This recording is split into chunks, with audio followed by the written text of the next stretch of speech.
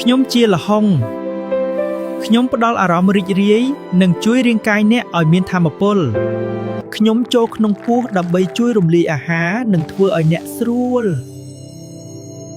ខ្ញុំធ្វើឲ្យអាហាររត់រលូននិងពោះអ្នកស្រួលស្ងប់ខ្ញុំបន្ថយការហាមពោះនិងធ្វើឲ្យអ្នកស្រួលស្ងប់ខ្ញុំផ្ដល់ថាមពលនិងធ្វើឲ្យអ្នកមានកម្លាំងរាល់ថ្ងៃ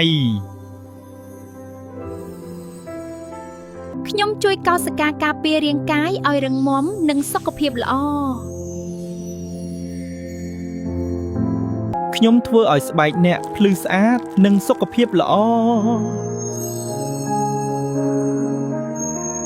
ខ្ញុំធ្វើឲ្យរាងកាយអ្នកស្រួលនិងសុខភាពល្អរាល់ថ្ងៃ